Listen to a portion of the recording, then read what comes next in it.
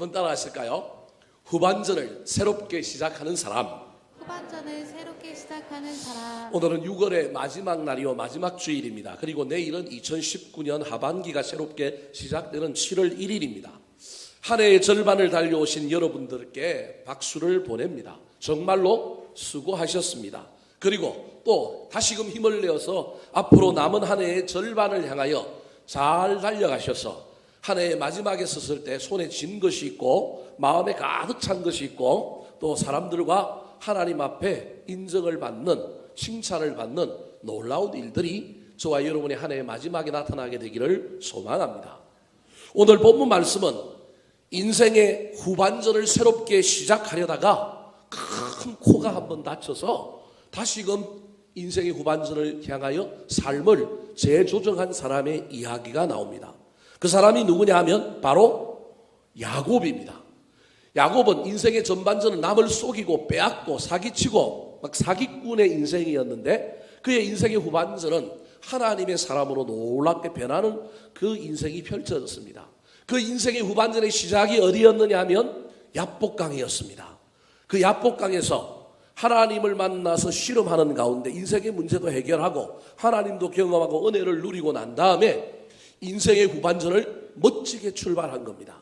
그 출발한 인생의 후반전을 성경이 참 아름답게 그리고 있어요. 어떻게 그리고 있을까요? 오늘 본문 앞에 나오는 창세기 32장 30절 31절 말씀입니다. 같이 한번 읽어볼까요? 시작. 그러므로 야곱이 그곳 이름을 브니엘이라 하였으니 그가 이르기를 내가 하나님과 대면하여 보았으나 내 생명이 보존되었다 함이더라. 31절 넘겨주시고 시작. 그가 브니엘을 지날 때 해가 돋았고 그의 허벅다리로 말미암아 절었더라. 새로운 인생의 후반전이 시작되는데 재미난 것은 그 인생의 후반전이 시작되는 걸 그림을 그리고 있는데 새벽에 하나님 만나서 실험하고 인생의 문제를 해결하고 아침이 시작되었는데 그 아침이 해가 붉은 해가 또 오르는 모습으로 표현하고 있는 거예요. 그래서 그의 미래가 이제는 밝을 것이다. 그의 인생이 행복할 것이다. 물론 하나님과 실험하는 가운데 부상을 당하여 다리에 문제가 있어서 다리는 좀 절지만 이건 스티그마 흔적이에요. 우리 인생 가운데 이런 거 없이 살아갈 수는 없어요. 저와 여러분의 인생에도 이런 것이 있지만 그래도 우리 인생 앞에 뭐가 떠오르고 있느냐 하면 회가 떠오르고 있는 거예요. 드디어 야곱의 인생 후반전이 시작된 거고 그 후반전은 아름답게 그림을 그려져서 회가 떠오르는 장면으로 시작된 것입니다. 그렇다면 일이 술술 풀려야 하지 않겠습니까? 그런데 그 인생의 후반전에 엄청난 일 하나가 벌어졌는데 딸이 강간을 당하는 사건이 벌어지는 거예요. 그것으로 인하여 아들들이 주변에 있는 그 민족을 죽임으로 말미암아 또 다른 주변에 있는 사람들이 이 야곱과 그의 가문을 몰살시키려고 하는 엄청난 위기 앞에서 그가 생각했던 후반전, 생각했던 인생의 밝음이 아니라 비극이 찾아오게 되니까 내가 뭘 잘못 출발했을까? 내가 무슨 문제가 없을까? 그래서 다시금 인생을 재조정하고 있는 이야기가 오늘 본문의 말씀입니다. 사랑하는 성도 여러분, 오늘 본문 말씀을 통하여 인생의 방향을 조정하고 새롭게 준비한 야곱의 삶을 살펴볼 때 은혜 받고 문제가 생기고 고난이 찾아오기 전에 미리 영적으로 준비하고 깨어있어 또 다른 한 해의 절반을 우리는 어떻게 살아야 할까? 무엇을 결단하고 어떤 것을 보완하고 어떤 변화를 주어야 할지에 대한 귀한 통찰을 얻는 저와 여러분이 되었으면 좋겠습니다. 새롭게 시작되었다고 7월 1일이 우리에게 왔다고 아무런 준비 없이 그냥 달려가는 것이 아니라 저와 여러분의 인생에도 내가 혹시 뭔가 잊어버린 건 없는가? 빠뜨린 건 없는가? 부족한 건 없는가? 잘 살펴보시고 그것을 보완하여 붙들고 나아감으로 말미암아 2019년 남은 한 해의 절반이 또 우리 인생의 남은 날들이 더 복되고 아름다워지는 놀라운 역사가 일어나게 되기를 예수님의 이름으로 축원합니다. 자, 그렇다면 후반전을 새롭게 시작하는 사람은 무엇을 준비해야 할까요? 어떤 것을 잊어버리지 말고 붙들어야 할까요? 첫 번째로 따라 하시겠습니다. 예배의 자리 베델로 올라가야 합니다. 예배의 자리 베델로 올라가야 합니다. 야복강에서 하나님을 만난 사람이 누구냐 하면 야곱입니다. 하나님과 실험하여 기도에 응답을 받고 큰 은혜를 받았습니다. 여러분, 그때 저와 여러분이 깨달아야 할 것이 있습니다. 한 번 받은 은혜로 족한 줄 알고 살면 큰일 납니다. 그 은혜를 받았으면 그 은혜를 어떻게 해야 될까요? 성장시키고 성숙시키고 더욱더 이어가야 합니다. 그런데 야곱이 깜빡 잊어버렸습니다. 여러분, 야곱이 얼마나 사기꾼이고 얼마나 자기중심적인 사람이었는지 모릅니다. 그런데 그 인간을 바꾸어 이스라엘이라고 하는 나라의 조상이 되게 만들려고 하니까 그놈이 돌아올까 봐 함에 기다리는데 안 돌아오는 거예요. 안 돌아오니까 누가 찾아가요? 사실은 하나님이 찾아갔어요. 자기 고향으로 돌아오는 야곱 앞에 형 에서가 군사를 이끌고 찾아왔을 때 인생의 위기가 닥쳤잖아요. 인생의 위기가 닥치면 신앙인은 어떻게 해야 될까요? 누굴 찾아가야 돼? 하나님 찾아가야지. 그게 당연한 거 아니에요. 근데 이 당연한 진리가 저와 여러분의 신앙생활에 잘 기억이 안 난다니까요. 에스가 군사를 이끌고 뭐 하나님 찾아가야 되는데 하나님 안 찾아갔단 말이에요. 그냥 약복강에 남아있어요. 그 기도하러 남아있는 것도 아니고 그냥 강변을 어성거리고 있는 사람이 누구냐면 야곱이란 말이에요. 근데 그 야곱을 그때 누가 찾아와요? 하나님이 찾아오셨다니까요. 약복강에서 실험을 했는데 그 실험을 시작한 사람이 야곱이 아니고 누가 실험을 했다고요? 하나님이 찾아오셔서 너 나하고 실험하자라는 거예요. 야곱의 인생에 적극적으로 자기 스스로가 먼저 하나님을 찾아가고 이런 게 없어요. 신앙생활을 하는 저와 여러분에게도 야곱의 신앙이 남아있다면 저와 여러분의 모습에 이런 모습이 있을 수 있어요. 문제가 생기고 어려운 일이 있으면 누굴 찾아가야 되냐면 하나님 찾아가야 되는데 내가 먼저 자원하여 내가 먼저 스스로 하나님 찾아가는 일이 없었던 사람이 누구냐면 야곱인 거예요. 기다리다 안 되라고 저 인간 바꾸어갖고 이제 고향으로 돌아오고 이스라엘 땅 가나안 땅으로 돌아왔으니 위대한 민족의 조상으로 삼아야 되겠는데 저 인간은 변화가 없으니 이제 누가 찾아가는 거예요? 하나님이 찾아가는 거예요. 그래서 실험을 누가 걸어오시느냐 하면 하나님이 실험을 걸어오는 거예요. 야곱의 실험은 자기가 한 실험이 아니라 하나님이 걸어온 실험을 야곱이 한 거예요. 그래도 그 실험 속에서 누가 은혜를 받았냐? 야곱이 은혜를 받았단 말이에요. 그러면 그 은혜를 받았으면 야곱이 그때부터 어떻게 해야 되냐면 더 하나님을 가까이 더 주께로 가까이 주께 더 나아가기 원합니다. 그러고 나아가야 되는데 그러지 않아요. 야곱이 야복강의 은혜를 받았으면 그걸 더 성장하고 성숙시켜야 하는데 그렇지 않았다고 하는 증거가 어디에 나오느냐 하면 형 에서의 문제를 해결하고 가나안 땅에 정착할 때 그의 모습을 보면 알 수 있습니다. 어디를 선택할 건가 어디를 정착할 거냐 누구에게 물어봐야 돼요? 신앙인이라면 하나님께 물어봐야 되죠. 설사 내가 좋은 땅을 발견하고 여기에 살겠다 했으면 목사를 불러서 신방받고 이사 예배를 드려야 될까요? 안 드려야 될까요? 기분 나쁘게 생각하지 마시고 드려야 당연하지 않겠습니까? 그죠?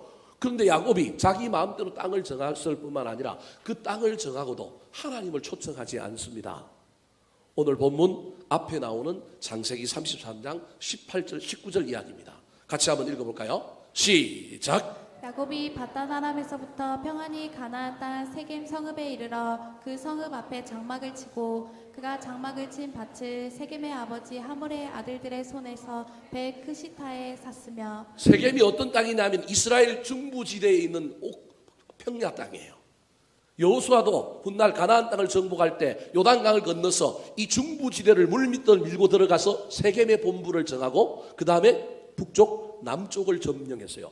이 세겜 땅에 가면 그 앞에 무슨 산이 있느냐 하면 에발산과 그리심산이라고 하는 두 산이 있는데 이곳에서 이스라엘 백성들 그 200만이나 되는 이스라엘 백성들을 다 모아놓고 대표들은 산에 올라가서 모세의 율법을 선포하는 가운데 아멘 아멘 하겠단 말이에요. 그 말은 무슨 말이냐면 그 땅이 무슨 땅이라는 거예요? 좋은 땅, 옥토라는 거예요. 그러니 그 땅을 보는 순간 야곱의 눈에 뭐가 생겼느냐 하면 욕심이 생긴 거예요. 그래서 자기 마음대로 뭐 하는 거예요? 내가 이 땅에 거주해야 되겠다. 좋습니다. 인간의 이상 어떻게 욕심이 안 걸립니까? 기회가 오면 붙잡아야죠. 그랬다 치면 그 다음에 해야 할 행동이 뭐냐 하면 장막을 치고 난 다음에 믿음의 조상들의 이야기 끝에 늘 보면 그가 여호와의 이름을 부르고 뭐 하였더라? 단을 쌓았더라. 이게 창세기에 나오는 믿음의 족장들의 이야기입니다. 베델과 아이사에 이르니 여호와의 이름을 부르고 뭘 쌓았더라? 단을 쌓았더라. 야복강가의 은혜에 머물고 있는 분이 없습니까? 여러분 그 은혜에 머물고 있어서 어제 받은 은혜로 오늘을 살면 큰일 납니다. 한 번 받은 은혜로 내 인생의 모든 문제를 해결하려고 하는 신앙, 야곱의 신앙입니다. 그것도 내가 고난 가운데 있을 때 하나님이 우리 하나님 참 사랑이 많으셔서 은혜를 베풀어 주시고 긍휼을 베풀어 주셔서 나한테 그런 일이 일어나는데 그러면 감사함으로 받고 난 다음에 내가 그 신앙을 간직하고 그것을 또 성장시키고 성숙시키며 나가야 하는데 야곱은 지금 그게 없는 거예요. 그래서 야곱의 인생에 엄청난 비극이 생깁니다. 어떤 비극이 생깁니까? 집을 정하고 땅을 정하고 거기 거주하게 되니까 그의 딸 디나가 동네 마실 구경을 간 겁니다. 이국적인 미모에 옷을 입는 것도 그 지역에 있는 사람들과 다르니, 외국인들은 보통 오면 우리랑 다르니까 다른 것에 끌리는 사람들이 있잖아요. 그 지역의 추장의 아들이 그 디나를 보는 순간 눈에 콩가지가 씌어버린 거예요. 그러면 인격적으로 대우하고 교제해보자 그래야 되는데, 그 당시 폭력적인 문화, 그 당시 어떤 그 문화들 속에서 이 추장이 그냥 이 디나를 강제로 데리고 가서 강간을 해버린 거예요. 디나가 그 일을 당하고 집에 들어와서 눈물을 흘리면서 자기에게 일어난 일들을 누구한테 이야기했냐? 오빠한테 이야기한 거예요. 여러분, 이 시대의 문화가 오늘날 시대와는 다르게 아주 가부장적인 시대라는 걸 기억해야 됩니다. 그러면 이 시대에 이런 일들이 일어났다고 한다면, 물론 기분은 좋지 않고 동생의 이야기 속에 얼마나 그 오빠들이 막 분하여 그 마음에 복수심이 넘치겠습니까? 그래도 가부장적인 시대라고 한다면 누구랑 의논해야 돼요? 아버지랑 의논해야죠. 아버지랑. 그런데 그의 두 아들 시몬과 레이가 그 말을 듣는 순간 아버지랑 의논하지 않고 어떻게 하느냐 하면 그 추장 집에 찾아갑니다. 찾아가서 뭐라고 했냐면, 너네들이 이런 일을 했어? 그래, 우리 동생 너네들한테 시집 보낼 테니까 단 조건 하나가 있어. 그 조건이 뭐냐면, 우리 민족은 할례 받은 민족이고 우리는 결혼을 누구랑밖에 안 시키느냐 하면 할례를 받지 않은 사람은 안 시켜. 그렇게 얘기하는 거예요. 여기까지는 좋아 보여요. 근데 여기에 얼마나 큰 문제가 있는지 아십니까? 자신들의 이상한 목적을 이루기 위하여 어떤 방식을 쓰느냐면 하나님이 구별하여 거룩하게 만든 그 할례라고 하는 제도를 악용하는 거예요. 다르게 이야기하면 하나님의 이름을 팔아서 자기들의 자기들의 목적을 이루는 데 쓰는 거예요. 제가 지금 복수가 나쁘다 그 얘기를 하는 게 아니고, 복수를 하더라도 그렇게 하면 안 되는데 쓰지 말아야 할 방법으로 쓰는 거예요. 이건 하나님의 선교의 수단이요, 하나님이 자기 백성을 인치는 거룩한 제도가 할례라고 하는 건데 그 할례를 쓰는 거예요. 그것도 사람이 성질이 나면 이런 억울한 일을 당하면 가서 막 때로는 폭력적이기도 하고 때로는 막 이상한 짓을 하기도 합니다. 그 분을 표출하는 거. 근데 그게 아니라 그 분을 이 마음속에 탁 집어넣고 칼을 품고 있는 두 아들이 누구냐면 시몬과 레이인 거예요. 사실은 이 모습이 누구의 모습이냐면 야곱의 모습인 거예요. 야곱이 가지고 있는 폭력성, 야곱이 가지고 있는 왜곡된 그 유전인자를 누가 갖고 있냐면 시몬과 레이가 갖고 있는 거예요. 그래서 쓰지 말아야 할 방법, 할례라고 하는 제도를 가지고 그 사람들에게 갖고, 너네 할례 받으면 결혼시켜 줄게. 약속도 안 지킬 뿐만 아니라 그 약속을 매개로 하고 있는 할례라고 하는 제도를 하나님 보시기에 너무 아름답지 않게 사용하고 있는 거예요. 그럼 할례를 받았으면 어떻게 해야 돼요? 사실은 너네들이 잘못하고 우리 동생을 이렇게 한 건 정말 그렇지만 하나님의 사랑으로 너희들이 할례 받음으로 거룩한 하나님의 백성이 되었으니 우리 잘 지보자. 사실은 이래야 되는 건데 약속을 지켰음에도 불구하고 어떻게 합니까? 칼을 가지고 그 세겜 족속에 있는 모든 남자들을 다 죽여버린 거야. 할례가 오늘날 포경수술인데, 포경수술 해본 남자들은 알지만 군대 가서 보통 남자들 포경수술 하는 사람들 많은데 해보면 한 일주일은 그냥 응거저 그냥 뭐 움직이지도 못하고 누워 있어야 됩니다. 비무장으로 누워 있는 모든 남자들을 이 두 아들이 칼을 가지고 가서 어떻게 합니까? 전부 다 죽여버렸습니다. 죽여버렸어요. 이 피비린내가 진동한 거예요. 한 동네에 원주민들, 터줏대감들이 살고 있는 동네에 야곱이 이산을 사실은 온 거예요. 그런데 이 굴러온 돌이, 박힌 돌들을 전부 죽여버린 거예요. 그러니 이 일이 얼마나 큰 일이에요. 집에 돌아온 야곱이 이것을 깨닫고 아들들을 불러서 너네들이 왜 그렇게 했냐 물어봅니다. 그러면 아들들이 잘못했다 그러는데, 여러분 성경에 자세히 나와 있지는 않지만 아들들이 아버지한테 잘못했다고 했을까요? 아니면 대들었을까요? 그러면 우리가 이걸 참고 있어요. 동생이 그랬는데 아버지는 아버지 역할도 제대로 못하고 뭐 이런 와중에 집안이 완전히 콩가루가 된 거예요. 폭력적인 아들, 아버지의 권위가 드러나지 않는. 거기다가 무슨 일까지 벌어졌느냐 하면 이 세겜 족속이 몰살을 당하는 이야기 가운데 또 다른 옆 동네에 살고 있는 다른 부족들이 그 소문을 듣고 저것들이 우리 원주민들을 공격해? 이것들 손 좀 봐야 되겠다. 그래서 전부 합세하여 이 야곱의 가문을 몰살시키려고 하는 소문들이 들려오기 시작하는 거예요. 그 속에 이 야곱은 두려움에 떨고 있는 거예요. 창세기 34장 30절 말씀 같이 한번 읽어보겠습니다. 시작. 야곱이 시므온과 레위에게 이르되 너희가 내게 화를 끼쳐 나로 하여금 이 땅의 주민 곧 가나안 족속과 브리스 족속에게 악취를 내게 하였도다. 나는 수가 적은즉 그들이 모여 나를 치고 나를 죽이리니 그러면 나와 내 집이 멸망하리라. 아름다운 인생의 후반전을 시작하려고 난민이었는데, 이민자였는데, 도망자였는데 그 삶을 정리하고 자수성가하여 고향에 돌아와서 인생의 후반전 멋지게 시작하려고 했어요. 형 에서가 가로막아서 기도로 야복강에서 은혜 받아서 그 문제를 잘 풀었어요. 해가 떠올랐어요. 내가 거기서 하나님 만난 거예요. 그래서 그 야복강의 이름을 버니엘이라고 지은 거예요. 아름다운 인생의 후반전, 인생의 미래가 펼쳐질 것을 믿고 시작했는데 야곱이 잊어버린 게 있는 거예요. 붙들지 못한 게 있는 거예요. 출발은 잘했지만 그 출발을 함께 가지고 가야 할 걸 가지고 가지 못한 채 가버리니 인생에 큰 비극이 생긴 거예요. 가족은 산산이 부서졌고 가문이 위태한 이 와중에 야곱이 어찌해야 할 바를 알지 못하는 이 가운데 우리 하나님 또 참 좋으신 분이에요. 그러면 이런 일이 벌어지면 야곱이 또 어떻게 해야 될까요? 또 누굴 찾아가야 돼요? 하나님 찾아가야 되지 않겠습니까? 여러분, 성경이 끊임없이 우리에게 하고 있는 이야기가 이 얘기라니까요. 여러분, 이거 우리가 이런 상황 가운데 들어가면 이거 할 것 같지만 이게 안 된다니까요.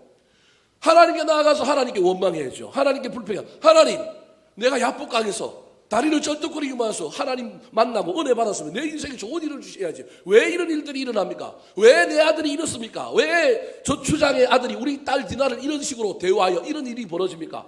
도대체 하나님, 내가 하나님 믿는데 왜 이러십니까? 원망과 불평해야죠. 여러분, 기도가 딴 게 아니에요. 뭐 하는 게 기도예요? 원망하고 불평하는 게 기도라니까요. 그게 기도라니까요. 근데 야곱이 그걸 안 하는 거예요. 야곱의 인생에 한 번도 자기가 먼저 누굴 찾아가 본 적이 없어? 하나님을 찾아가 본 적이 없어. 여러분, 혹시 우리가 신앙생활을 한다고 하면서 믿음 안에 있다고 그러면서 내가 하나님을 찾아가 본 적이 없다면 그게 누구 신앙이냐면 야곱의 신앙인 거예요.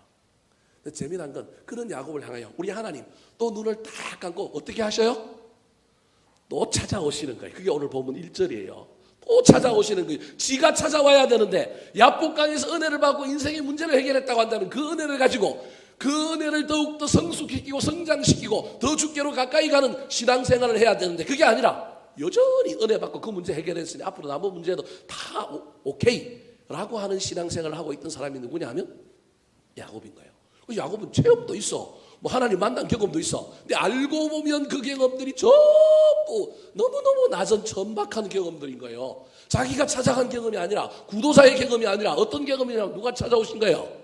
하나님이 찾아오신 거예요. 원래 신앙은 그런 거예요. 예수 그리스도가 저 하늘 보자 버리고 찾아오셨지. 우리가 뭐 주님 찾으러 저 하늘나라 올라갔어요. 신앙은 원래 그런 거예요.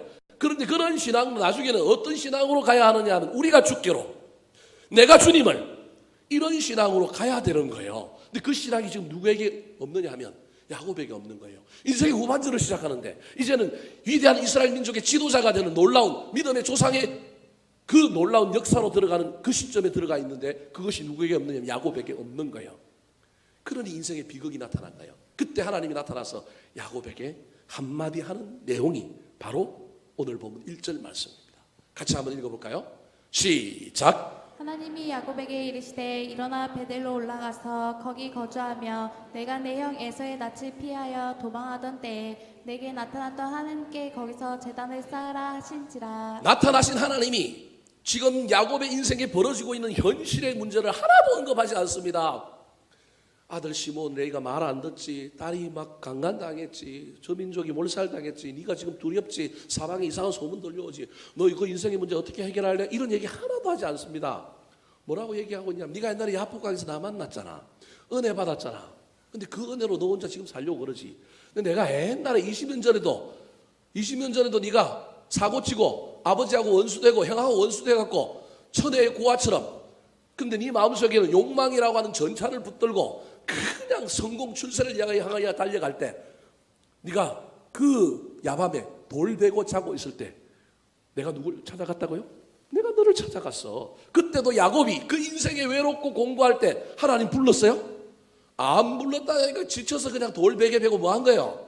잤다니까요. 근데 그때 누가 찾아가신 거예요? 그때도 하나님이 찾아가신 거예요. 하나님 야, 그렇게 내가 너를 만나주고 그렇게 내가 너를 돌봐주고 그렇게 은혜를 받았다고 한다면 네 신앙이 그런 밑바닥에 있는 그런 정도가 아니라 이제는 어려운 일이 있을 때 나 좀 찾고 무슨 일이 있을 때 나 좀 만나야 되지 않느냐. 너 왜 신앙이 그 정도냐? 맨날 채웠다가 앵꼬 나고 채웠다가 앵꼬 나냐? 채운 뒤에 또 채우면 안 되냐? 좀 채워서 좀 더 가까이 가고 좀 더 성장시키는 신앙이 되어야 하지 않겠느냐? 지금 그 얘기를 하는 거예요. 일어나는 현실의 문제를 이야기하는 것이 아니라 1절에 뭐라고 얘기하고 있습니까? 하나님이 야곱에게 이르시되 일어나 베델로 올라가서 거기 뭐하며? 거주하며. 주님이 거주해야 될 땅을 알려주는 거예요. 그리고 거주하면서 뭐 해야 될지도 알려주는 거예요. 뭐 하라고요? 거기서 제단을 쌓으라. 그러면서 언제 이야기하냐? 20년 전 이야기하는 거예요. 야, 20년 전에 너 그때 나 만나고 너무 기뻐갖고 너 막 하나님 앞에 뭐도 하겠다 약속하고 너 신앙 얼마나 뜨거웠냐. 근데 지금 너 신앙은 어떠니? 20년 전 신앙과 지금 네 신앙 어떠니? 똑같지? 아니면 좀 이상해졌지? 사랑하는 성도 여러분, 다른 사람과 제발 비교하지 마시기 바랍니다. 누구랑 비교하십시오? 어제의 나와 비교하십시오. 어제의 나와 오늘의 나를 비교하셔서 조금이라도 진보가 있으면 기뻐하십시오. 세상 사람들이 나를 어떻게 보든지 간에, 주변 사람들이 나를 어떻게 보든지 간에 어제의 나와 오늘의 내가 변화가 없으면 기뻐하면 됩니다. 여러분, 그 놀라운 하나님의 은혜가 있는 거예요. 지금 야곱이 하나님께 묻는 거예요. 너 20년 전에 내가 너 찾아가서 은혜 줬지. 너 그때 팔딱팔딱 하고 막 좋아가지고 하나님과 뭐도 하겠다 약속했지. 근데 20년 지나서 넌 여전히 막 형 애서 만났을 때도 나한테 안 찾아올 때 또 내가 실험꾼으로 변장하여 너 만나고 너하고 실험했지. 그때 너 나 만나고 난 다음에 기도 응답받고 딱 좋아갖고 막 버니엘이라 그러고 그랬지. 야, 근데 지금 또 어떠냐? 인생의 문제 앞에 너 지금 어떻게 행동하고 있느냐? 지금 네 신앙이 20년 전이나 어떠냐? 다시금 예배의 자리, 옛날의 자리로 올라가서 받은 은혜를 까먹지 말고 그 은혜 위에 또 다른 은혜를 쌓고 나아가라. 그렇게 말하고 있는 것입니다. 사랑하는 성도 여러분, 새로운 인생의 출발점에 서서 나를 보고 나의 문제를 보고 미래도 보기도 해야 하지만 저와 여러분의 인생은 언제나 어디서나 무슨 일을 하든지 누굴 만나야 되면 하나님을 만나야 합니다. 예전에 받은 은혜가 아니라 오늘 또 은혜를 받고 그 위에 또 다른 은혜를 쌓고 그 은혜를 성장시키고 성숙시키며 나아가야 합니다. 그러므로 우리 남은 인생 가운데 저와 여러분이 찾아야 할 자리는 은혜의 자리, 예배의 자리입니다. 저와 여러분이 다시 만나야 할 분은 주님입니다. 예전에 내가 주님 만난 것, 올 한 해 상반기 가운데 내가 받았던 놀라운 기도의 응답 가지고 하반기를 살려고 하지 말고 또 다르게 인생의 문제마다 하나님께 나아가서 기도하고 그 응답받고 또 다른 은혜를 받아서 남은 인생을 향하여 멋지게 달려가는 저와 여러분 되시기를 우리 구주 예수 그리스도의 이름으로 축원합니다. 두 번째, 후반전을 새롭게 시작하는 사람이 해야 할 일이 무엇일까요? 따라하시겠습니다. 잊어버린 약속을 회복해야 합니다. 잊어버린 약속을 회복해야 합니다. 두 사람이 약속을 합니다. 근데 한 사람은 끊임없이 그 약속을 기억하고 그 약속을 지키며 그 약속을 이루며 갑니다. 근데 한 사람은 그 약속을 잊어버린 채 살아갑니다. 오늘 본문이 그 얘기입니다. 20년 전에 돌베개 베고 자다가 야곱이 하나님을 만났을 때 하나님 앞에 엄청난 약속을 했습니다. 물론 그 약속은 누가 먼저 했느냐면 하나님이 너 아버지 피해서 도망가고 있지. 형이랑 싸워서 도망가지. 너 고아처럼 너 외국으로 난민으로 그렇게 살아가지. 근데 두려워하지 마. 내가 너와 함께 있을 거야. 내가 너와 함께 너 따라갈 거야. 그 약속을 해주신 분이 누구냐면 하나님인 거예요. 그때 야곱이 얼마나 은혜를 받았는지 그 하나님의 약속 때문에 자기도 뭘 해요? 약속을 했단 말이에요. 근데 하나님은 그 약속을 끝까지 지키며 살았는데 누군 약속을 잃어버린 거예요? 야곱은 약속을 잃어버린 거예요. 자기가 약속을 잃어버렸다고 하는 것을 깨달은 거예요. 오늘 보면 1절에 하나님이 나타났고 어디로 올라가라? 베들로 올라가라. 은혜의 자리로 올라가라. 그 얘기하는 순간에 딱 깨달았어요. 그 깨달음이 누구한테 들어왔느냐 하면 야곱한테 딱 들어온 거예요. 그래서 야곱이 오늘 자기의 신앙의 고백을 합니다. 자, 3절 말씀 같이 한번 읽어볼까요? 3절 시작. 우리가 일어나 베델로 올라가자. 내 환난 날에 내게 응답하시며 내가 가는 길에서 나와 함께 하신 하나님께 내가 거기서 제단을 쌓으려 하노라 하매. 3절은 야곱이 그의 가족들에게 말하는 거예요. 1절에 나타나신 하나님을 만나고 난 다음에 그때 정신이 번쩍 든 거예요. 내 인생의 후반전 이렇게 해서는 안 돼. 내가 놓친 것이 있어. 깨달은 거예요. 그 깨달음 속에 신앙의 고백을 가지고 자기 가족들을 독려하는 이야기가 몇 절이냐면 3절이에요. 그래서 우리가 일어나라고 하는 말은 야곱의 가족을 이야기해요. 지금 야곱 자기 가족들에게 이야기하는 거예요. 일어나 어디로 가자?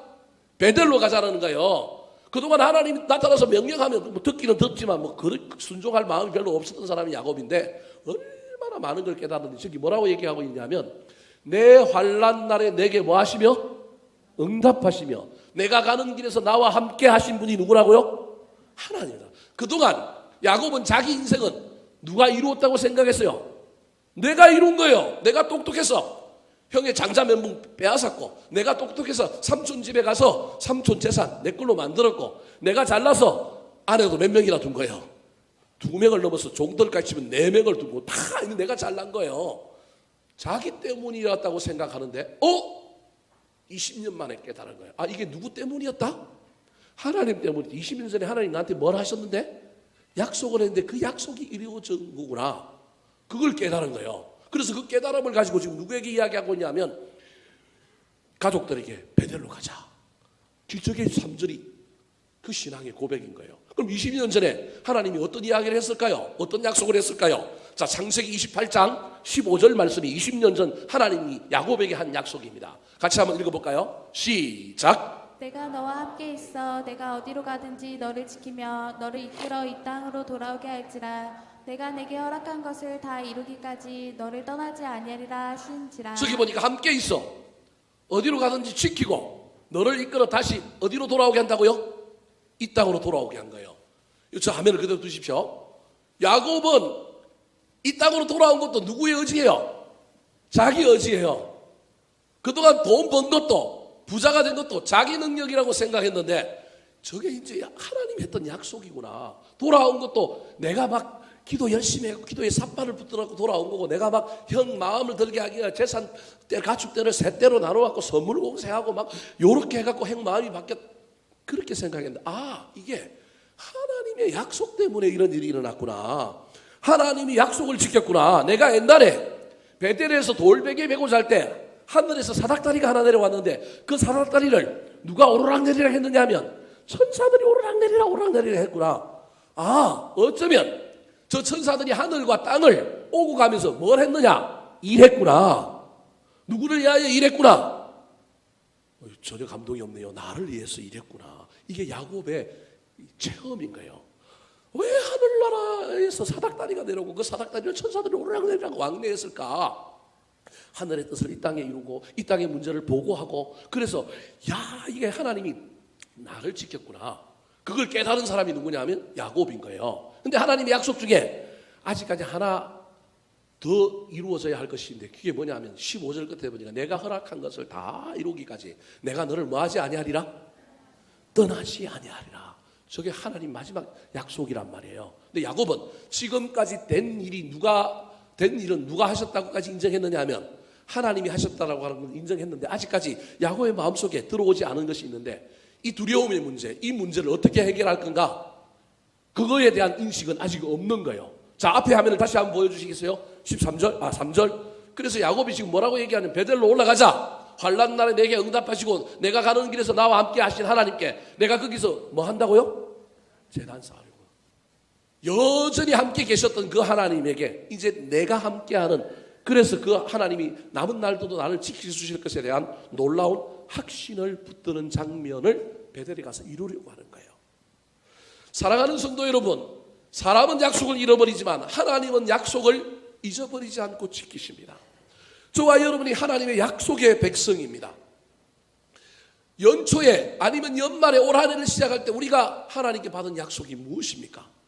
그 약속을 붙들었으면 좋겠어요. 저와 여러분이 인생길을 시작하면서 하나님이 우리에게 주셨던 꿈과 비전의 약속이 있다면 그 약속이 이루어집니다. 붙드시기 바랍니다. 그 약속이 우리를 지켜줄 겁니다.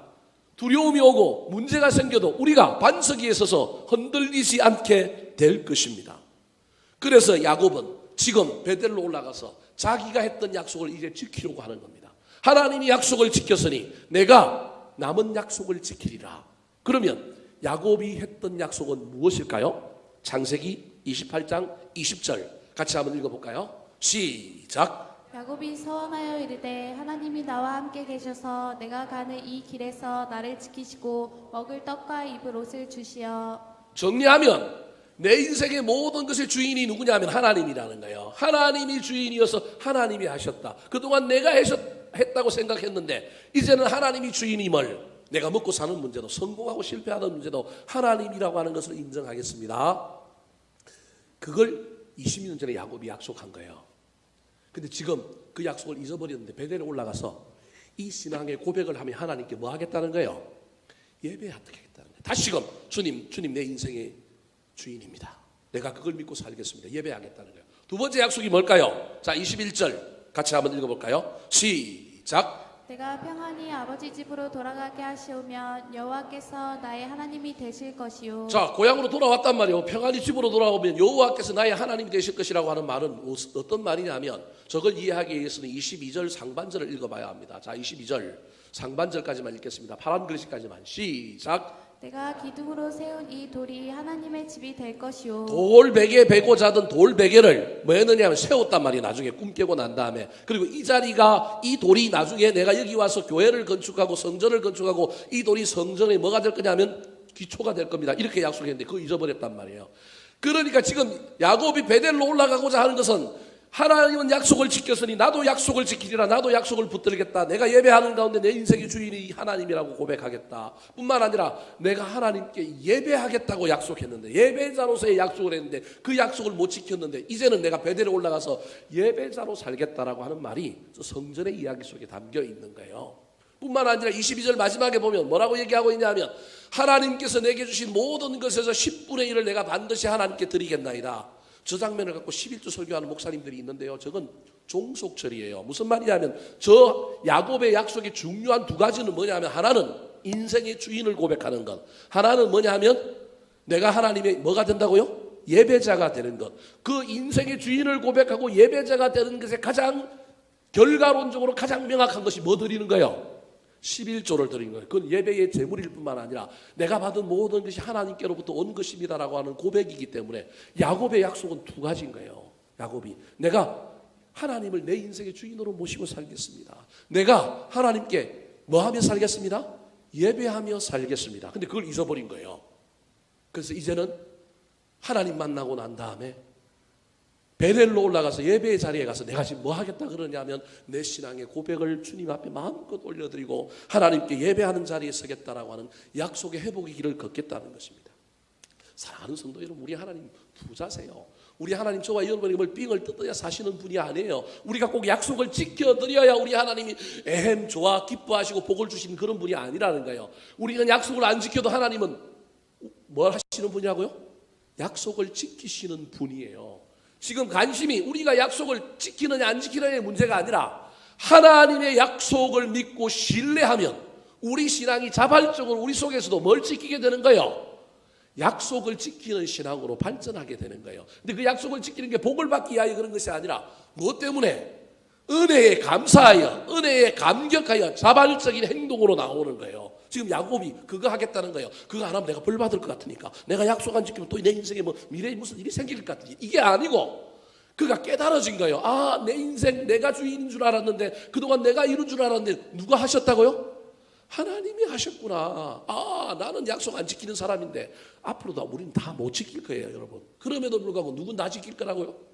하나님은 지킬 거네. 그 약속 안에 내가 있구나. 난 하나님의 약속의 언약의 백성이구나. 악한 마귀가 우리를 어떻게 할 수 없구나. 사방 고을에 있는 다른 부족들이 우리 가문을 어떻게 할 수 없구나. 그 확신 신뢰가 우리 안에 들어오니 두려움은 사라지고 우리 안에 뭐가 넘치느냐 하면 감사가 넘치는 거예요. 은혜를 베풀으신 하나님의 은혜의 감사 때문에 예배하며 나아가는데, 나도 모르는 사이에 나도 약속을 지키는 길을 향하여 한 발짝 한 발짝 걸어가게 되는 거예요. 사랑하는 성도 여러분, 그러므로 저와 여러분이 제일 먼저 해야 될 것은 하나님이 나를 향하여 지키시는 약속을 깨닫는 겁니다. 내가 그 약속의 언약 백성 안에 있다라고 하는 놀라운 확신을 경험하는 겁니다. 그 은혜가 저와 여러분을 감사의 삶으로, 주님께 영광 돌리는 삶으로 인도하게 될 겁니다. 그리고 그 삶은 또 자연히 하늘로부터 복이 내려오고 은혜가 내려오는 통로가 될 것입니다. 한 해에 연말이 되면 늘 우리가 주님 앞에 내년을 바라보며 기도하는 가운데 꿈을 꾸지 않습니까? 사업하는 사람은 선교의 기업이 되게 해주십시오. 가정에 아픈 사람이 있으면 고쳐주십시오. 여러분, 우리가 다 하나님 앞에 기도하는 가운데 받은 꿈과 비전이 있지 않습니까? 희미해지지 말고 다시 붙들었으면 좋겠습니다. 악인들이 형통하고 악한 것들이 잘 되는 것 같지만 하나님이 약속을 지키신다는 걸 믿고 그것을 붙들고, 어떤 비바람이 불고 어떠한 현실이 우리 앞에 있다 할지라도 흔들리지 마시고 그 길을 향하여 달려갈 때 하나님이 우리에게 복을 주시는 것을 경험하는 저와 여러분의 남은 생애가 되시기를 예수님의 이름으로 축원합니다. 마지막으로 후반전을 새롭게 시작하는 사람은 어떤 삶을 살아야 할까요? 따라 하시겠습니다. 포기하는 대가를 치루어야 합니다. 포기하는 대가를 치루어야 합니다. 자, 한 번도 하나님을 찾아간 적이 없는 사람 야곱. 20년 전에도 먼저 찾아오셨던 하나님, 야복강에도 먼저 찾아오셨던 하나님, 딸 디나 사건 때문에 두려움과 염려 때문에 어찌할 바를 몰라 하고 있던 그에게 여전히 야곱은 찾아가지 않은데 이제 누가 찾아오셨냐? 하나님이 찾아오셨어요. 근데 하나님이 찾아와서 야곱에게 뭐라고 얘기했냐면 어디로 올라가라고요? 베델로 올라가라 그랬어요. 근데 야곱이 보인 반응이 기가 막힙니다. 드디어 능동적이고 드디어 적극적으로 드디어 자기가 받는 은혜에 뭘 하나 더 쌓는 사람으로 발전하기 시작합니다. 그게 몇 절이냐면 2절입니다. 2절. 같이 한번 읽어볼까요? 2절. 자, 2절입니다. 시작. 야곱이 이에 자기 집안 사람과 자기와 함께한 모든 자에게 이르되 너희 중에 있는 이방 신상들을 버리고 자신을 정결하게 하고 너희들의 의복을 바꾸어 입으라. 하나님은 야곱에게 1절에서 뭐라고만 얘기했어요? 베델로 올라가라 그랬어요. 베델로 올라가라 그랬어요. 수동적으로 찾아오시는 하나님만 만났던 이 야곱이 이제 능동적인 사람으로, 적극적인 사람으로, 신앙의 성숙과 성장을 도모하는 사람으로 변했다고 하는 것이 바로 저 2절이에요. 하나님 명령을 받았으니 올라가라 그랬으니 뭐만 하면 돼요? 올라가기만 하면 돼요. 제단 쌓아라 그랬으니 내면에 감사가 있든 영광이 있든 뭐가 있든 그거하고 상관없이 뭐만 쌓으면 돼요. 제단만 쌓으면 돼. 근데 야곱이 그렇지 않다는 것이 이 안에 감사가 넘치고요. 하나님의 명령에 순종하여 베델로 올라가는데 올라가는 걸 결단하다 보니까 뭘 하나 더 쌓고 싶은 거예요. 자기 모습을 본 거예요. 우리 가족의 문제를 본 거예요. 이 후반전을 시작하는데 뭔가 거추장스럽고 하나님이 기뻐하지 않는 모습들이 있다는 걸 발견한 거예요. 그래서 가장으로서 가족들에게 명령하는 거예요. 자기 집안 사람하고 함께 있는 모든 자, 심지어 종들에게까지, 저 함께 한 모든 자는 종을 얘기하는 거예요. 종들에게까지 너희 중에 있는 뭘 버리라고요? 이방 신상을 버려. 바담 아람에서부터 이방 갖고 왔다, 신상 갖고 왔단 말이에요. 그 대표적인 사람이 누구예요? 자기 아내 라헬, 드라빈 갖고 왔잖아요. 그래서 라헬이 빨리 죽는 거예요, 사실은. 오늘 보면 이야기다음에 라헬이 죽고 뭐 누가 죽고 이런 이야기가 나오잖아요. 뿐만 아니라 정결하게 하고 너희 어복을 바꾸어 입어라. 옷을 바꾸어 입는다는 건 구약 시대에 옷을 바꾸는 건 단순히 어복의 문제가 아니라 내면의 문제요, 삶의 문제인 거예요. 거추장스럽고 하나님이 싫어한 걸 버리는 거예요. 재미난 건 이 야곱의 이 자기 집안 사람들이 향한 명령 앞에 그 집안 사람들이 어떻게 반응하는지를 볼까요? 4절 말씀 같이 읽겠습니다. 시작. 그들이 자기 손에 있는 모든 이방 신상들과 자기 귀에 있는 귀고리들을 야곱에게 주는지라 야곱이 그것들을 세겜 근처 상수리 나무 아래에 묻고. 여러분 얼마나 멋집니까? 하나님은 야곱에게 베델로 올라가라 그러는데 야곱은 집안 식구들에게 뭐라고 얘기해요? 신상 버리라, 어복을 정결하고 옷 갈아입어라. 그런데 그 집안에 있는 사람들이 뭐라고 얘기해요? 신상들만 버리는 것이 아니라 자기 귀에 있는 뭘 버려요? 귀고리를 버려요. 제가 그때 그 옆에 있다가 주웠어야 되는데 귀고리를 버리는 거야. 이게 애굽 사람들의 우상 숭배의 문화적인 모습이거든요. 그래서 애굽의 포로로 살던 사람들이 가지고 있던 이 그 당시 가나안 토착 문화가 이 귀고리 문화가 있었단 말이에요. 이 이스라엘 사람들은 종이 된 사람들을 빼고는 길을 안 뚫어요. 종이 된 사람들. 이게 애굽의 문화인데 이방 가나안의 문화인데 그 문화에 찌들어 가지고 이 사람들이 전부 치렁치렁하고 있는 거예요. 꼭 저게 오늘날 관점에서 뭐 나쁘냐 그걸 떠나갖고 그 당시 문화에서는 하나님 아닌 다른 보조적인 수단인 거예요. 그래서 그걸 어떻게 합니까? 벗어서 다 어떻게 하느냐면 세겜 상수리 나무 아래 묻는 거예요. 여러분 이 집안이 잘 될까요? 안 될까요? 제가 보기엔 잘 됩니다. 분명히 하나님은 올라가라고만 했는데 올라가라고 하는 명령 앞에 덧붙여서 버리자고 얘기하고 버리자고 얘기한 사람 앞에 종들까지 잡아다니고 뭘 하고 있느냐 하면 말하지 않은 것까지 보태서 하고 있는 이 놀라운 신앙의 모습. 이게 하나님께서 야곱을 통하여 궁극적으로 말하고 싶었던 거예요. 여러분 신앙은 이런 신앙이어야 합니다. 하라고 그러니 억지로 벌 받을까봐 그거 하는 신앙이 아니라 마음속에 감사와 감격이 넘쳐서 여러분 그 속에 우리가 받은 은혜를 넘어서 하나씩 쌓아가는 거예요.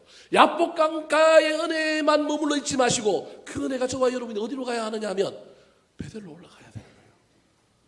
인생의 하반기를 시작하는 여러분, 저와 여러분이 신앙생활을 바라보는 가운데 혹시 우리에게 하나님이 기뻐하지 아니하는 거추장스러운 것이 있다면 복음과 믿음의 신앙의 현실에서 좀 변질된 것이 있다면 그래서 그걸 내가 포기해도 내 인생은 크게 문제되지 않고 내 인생에 뭐 큰 어려움을 주지 않는 것이 있다면 여러분이 기쁨으로 결단하고 버려보시기 바랍니다.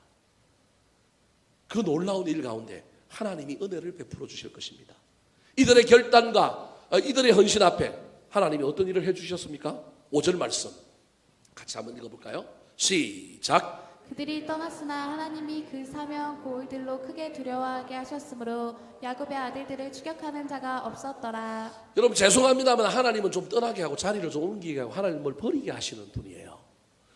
역으로 생각해 보십시오. 하나님이 야곱의 기도를 들어주셔가지고 주변 고을 사람들이 막 도리어 두려움 떨게 해가지고 야곱이 세겜을 안 떠났다고 생각해 보십시오. 좀 안 떠나고도 문제가 해결될 수 있잖아요. 야곱이 세겜을 안 떠나고 베델로 안 올라갔는데도 주변 교회 사람들이 다 막 놀래가지고 막 야곱하고 대들고 막 싸우려고 하지 않고 막 포기해버리면 그 이후에 야곱의 신앙은 어떻게 됐을까요?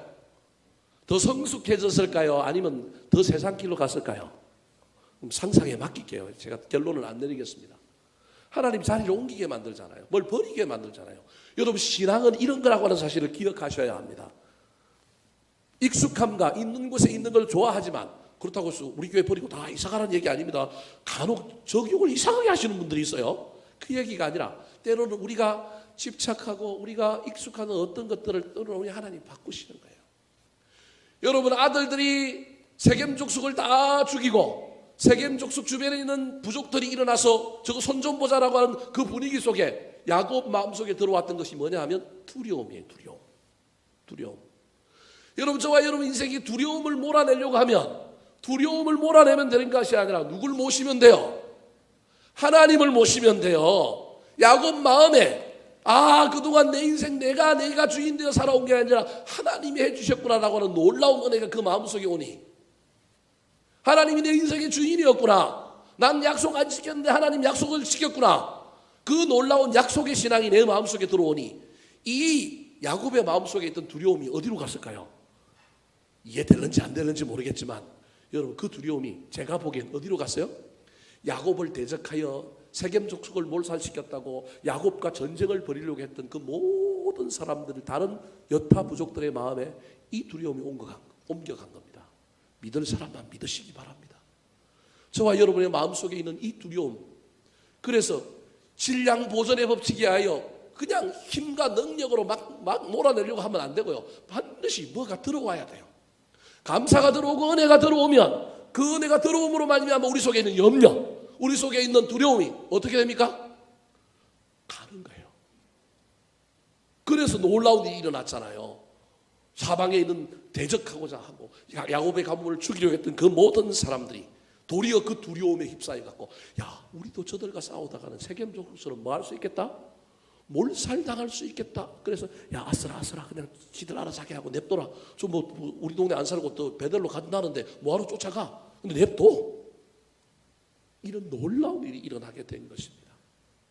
할 수만 있다면 2019년 하반기를 시작할 때 저와 여러분의 인생을 잘 살펴보시고 조정하셨으면 좋겠습니다. 버려야 할 것, 묻어야 할 것들이 있다면 버리고 묻은 가운데 하나님께서 저와 여러분의 남은 인생에 더 큰 은혜를 주시는 놀라운 일들을 경험하여 우리 하나님께 더욱 감사하고 영광 돌리는 저와 여러분 되시기를 예수님의 이름으로 축원합니다. 한번 따라 하실까요? 후반전을 새롭게 시작하는 사람.